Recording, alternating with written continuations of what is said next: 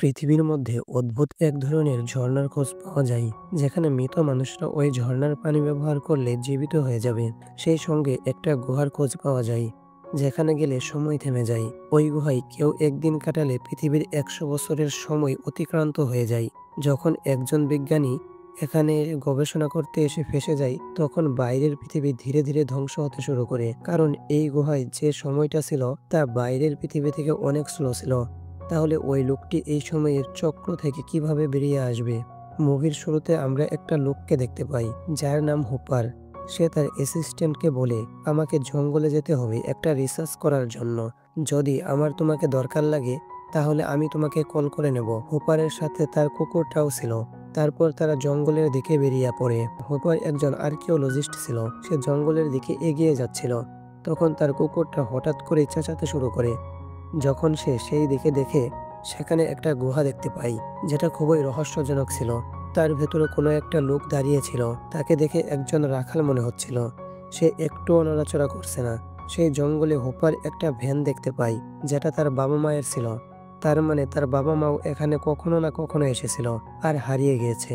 সেখানেই তার বাবা মায়ের ভ্যান দেখে অনেকগুলো জিনিসপত্র পাই, মানে কিছু ফটোগ্রাফ এবং আরো অনেক কিছু জিনিসপত্র, যা তার বাবা মায়ের ব্যবহার করত।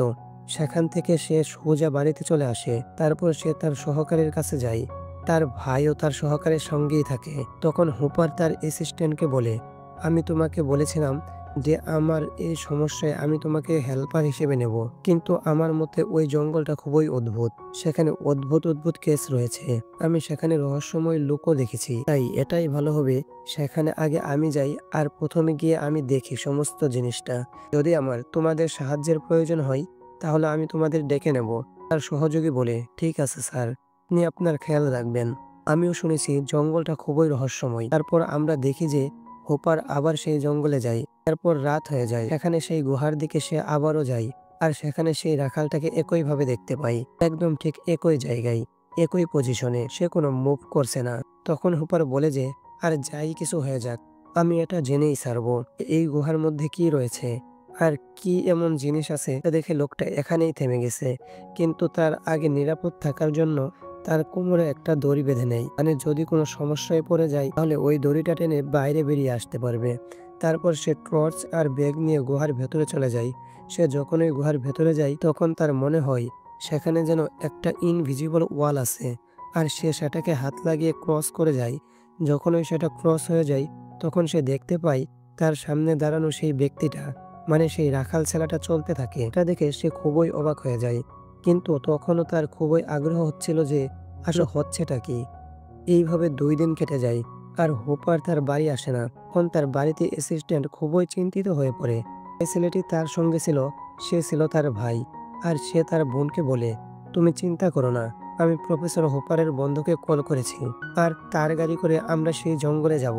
সবকিছু ঠিক হয়ে যাবে। প্রফেসরকে আমরা খুঁজে পেয়ে যাব।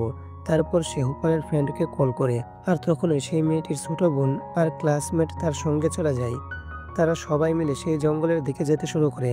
মানে এই গাড়িতে 5 জন লোক ছিল, প্রফেসর হোপারের অ্যাসিস্ট্যান্ট এবং তার ভাই, প্রফেসরের বন্ধু এবং তার ছোট বোন ও তার ক্লাসমেট।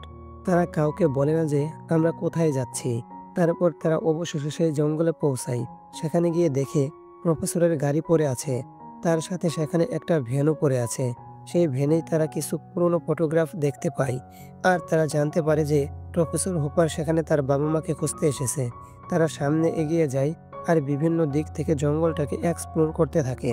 তারপর তারা একটা জায়গায় একসঙ্গে হয়, আর সেটা হলো সেই গুহার সামনেই। সেখানে তারা সেই দড়িটা দেখতে পায়, যেটা প্রফেসর হুপার লাগিয়েছিল। অনেকদিন হয়ে যাওয়ার জন্য সেই দড়িটা খুবই দুর্বল হয়ে গিয়েছিল। তারা 5 জন সেই গুহার ভেতরটা দেখতে থাকে। সেখানে বিশাল বড় একটা গর্ত আছে। তখন সেই ছোট বাচ্চাটার ক্লাসমেট বলে, তুমি তোমার কাছে একটা ওয়াকিটকি রাখো, আর আমরা 4 জন ভেতরে যাব। যদি কোনো সমস্যা হয় আমরা তোমাকে বলে দেব। তারপর তারা 4 জন দড়ি বেঁধে নিচে নেমে পড়ে। পর তারা কিছু দূর যেতে সেই ইনভিজিবল ওয়ালটা দেখতে পাই। ভেতরে আমরা প্রফেসর হোপারকে দেখতে পাই, আর দেখি যে গুহার বাইরে একটা লাইট ব্লাঙ্ক করছে। সেখানে আমরা জানতে পারি এই কেভের ভেতরে থাকা টাইম আর বাইরের টাইম খুবই ফাস্ট। সেই জন্য প্রফেসর গুহার ভেতরের দিন আর রাতের কাটানোর সময় বুঝতে পারছিল না। তার কাছে একটা লাইট ব্লাঙ্ক করার মতো মনে হচ্ছিল। যখন প্রফেসর বাইরে ছিল, তখন তার মনে হচ্ছিল যে সেই রাখালটা দাঁড়িয়ে আছে, কিন্তু সে আসলে ভেতরে চলছিল। আপনারা খুবই অবাক হচ্ছেন, তাই না? যে এরকম এটা কেন হচ্ছে? আর এই গুহার ভেতরে কি আছে যে গুহার ভেতরে সময় কাটেই না? এর কারণটা হলো ফাউন্টেন অফ ইয়ুথ, মানে যৌবন ফিরিয়ে দেওয়ার একটা ঝর্ণা। অন্যদিকে আমরা সেই ৪ জনকে দেখতে পাই যারা গুহার মধ্যে সামনে এগিয়ে যাচ্ছে। তারপর তারা ওয়াকি-টকিতে কিছু একটা আওয়াজ শুনতে পায়, যেটা তার ক্লাসমেট ছিল। সে বলে সে তাদের হেল্প চাই। আর যখনই তারা সেই দিকে যায়, তখন তারা দেখতে পায় সেই ছোট্ট বাচ্চাটি মরে পড়ে আছে। তারা খুবই অবাক হয়ে যায়। এই তো গুহার ভেতরে গেলাম, এরই মধ্যে বাচ্চাটি কিভাবে মারা গেল? তখনই তারা সেই রহস্যটা জানতে পারে যে আমরা তো এই গুহার মধ্যে গেছি, কিন্তু বাইরে অনেকটা সময় কেটে গেছে, ম্যাক্সিমাম ৩ থেকে ৪ দিন। তাই বেচারা বাচ্চাটা সেখানে ওয়েট করতে থাকে, আর যখন সে গুহার ভেতরে আসার চেষ্টা করে তখন সেখান থেকে পড়ে যায় এবং মারা যায়। তারপর তারা খুবই দুঃখ পায় এবং অনেক উদাস হয়ে পড়ে। এখানে প্রফেসরের বন্ধু খুব ভয় পেয়ে যায়।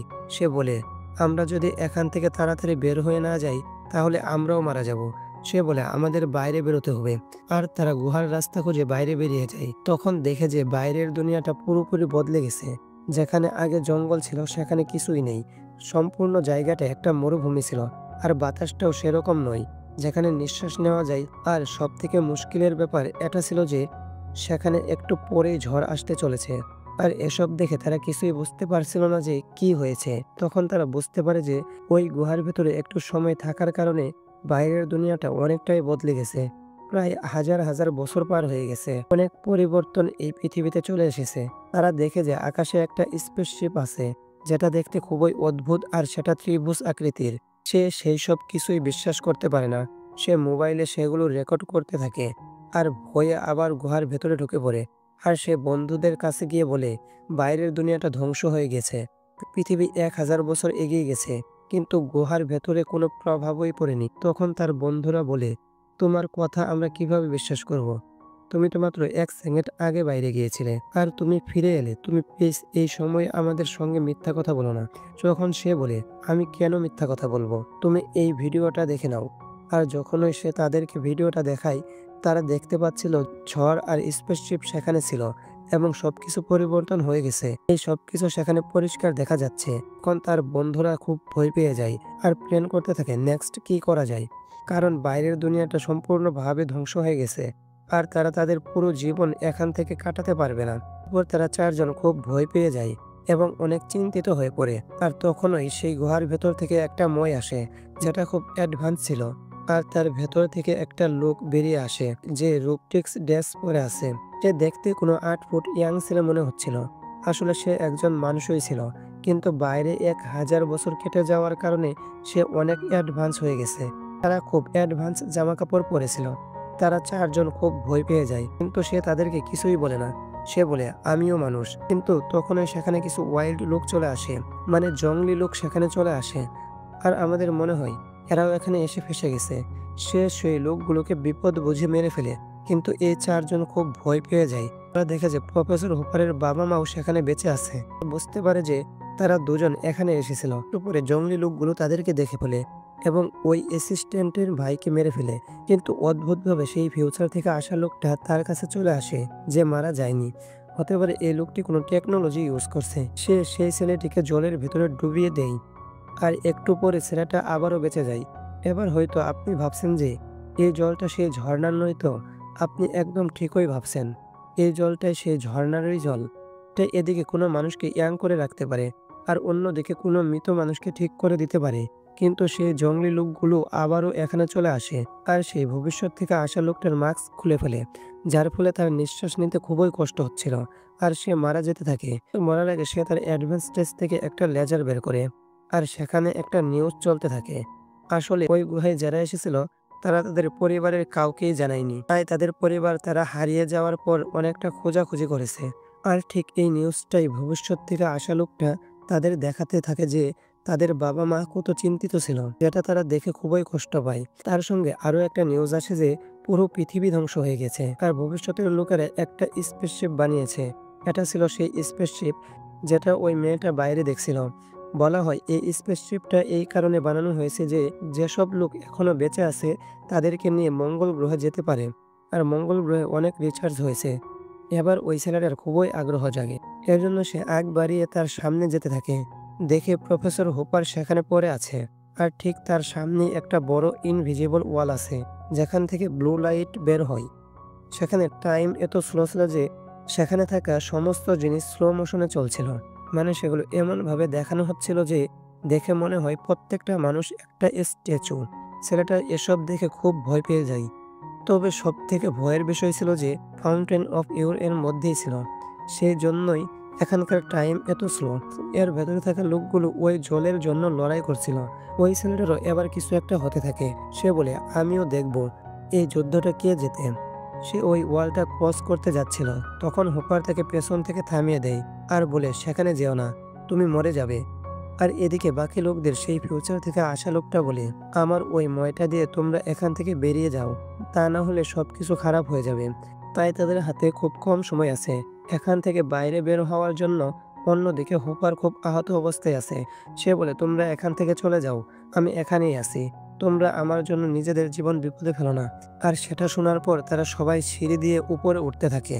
আর তখন ওই মেয়েটা যখন সিঁড়ি দিয়ে উপরে উঠছিল, তখন দেখতে পাই সামনে শুধু পানি আর পানি, যেটা শুধু উপরের দিকেই ছিল, নিচে আসছিল না। সে তার হাতটা পানির উপরে দেয় আর অদ্ভুত এক ধরনের ক্রিয়াচার তার হাতটা উপরের দিকে টানতে শুরু করে। যখনই কেউ তাকে উপরে টানে, তখনই আমরা দেখতে পাই গুহার ভেতরের সময়টা থেমে গেছে। আসলে সে বাইরে বেরিয়ে গেছে।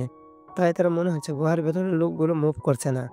আর সেটা সম্পূর্ণ বদলে যায় এবং ওই ক্রিয়েচারটা তার মুখে একটা মাস্ক লাগিয়ে দেয় আর তার ড্রেসটাও অদ্ভুত হয়ে যায়। আর সে প্ল্যান করে গুহার ভেতরে আবার গিয়ে বাকিদের বাঁচিয়ে তুলবে। এজন্য সে ভেতরে যায় আর একটা দড়ির সাহায্যে সমস্ত বন্ধুদেরকে বাইরে নিয়ে আসে। আর এদিকে সেই জঙ্গলি লোকগুলো এগুলো বুঝতে পারছিল না যে কি হচ্ছে। তারা জঙ্গলি লোকগুলোকে সাথে করে নেয় না আর অন্য সমস্ত লোকদের তাদের সঙ্গে নিয়ে যায়, কারণ ওই জঙ্গলি লোকগুলো ছিল পাগল। এরপর তারা সবাই ওই ত্রিভুজ আকৃতির স্পেসশিপে বসে যায়। আর মজার ব্যাপার এটা ছিল যে ওই স্পেসশিপে অদ্ভুত পানিটাও থাকে, মানে ফাউন্টেন অফ ইউথ ওয়াটারের কিছু পানি, যেটা তারা ট্যাঙ্কি করে নিয়ে এসেছিল। আর সেটা ব্যবহার করে সমস্ত মৃত লোক জীবিত হয়ে যায়। এরপর তারা সবাই মিলে মঙ্গল গ্রহের উদ্দেশ্যে রওনা দেয়। আর সেখানে ছোট্ট একটা দুনিয়া তাদের জন্য অপেক্ষা করছিল। এরপর তারা সবাই মিলে ডিসাইড করে, আমরা আবার ওই গুহায় যাব আর ওখানে যারা এখনো বেঁচে আছে তাদেরকে নিয়ে আসব, কারণ এই পৃথিবীর সঙ্গে তাদের আর কোনো যোগাযোগ নেই। আর পৃথিবী তো এখন ধ্বংস হয়ে গেছে। আর সামনের জীবন এখন তাদের মঙ্গল গ্রহে কাটাতে হবে। আর এর মধ্যে এই মুভিটা শেষ হয়ে যায়। তো বন্ধুরা, কেমন লাগলো আজকের গল্পটা অবশ্যই কমেন্ট করে জানাবেন। আর আপনি বিশ্বের কোন প্রান্ত থেকে আমাদের ভিডিওগুলো দেখছেন অবশ্যই কমেন্টে জানাবেন। এতক্ষণ মনোযোগ সহকারে দেখার জন্য ধন্যবাদ।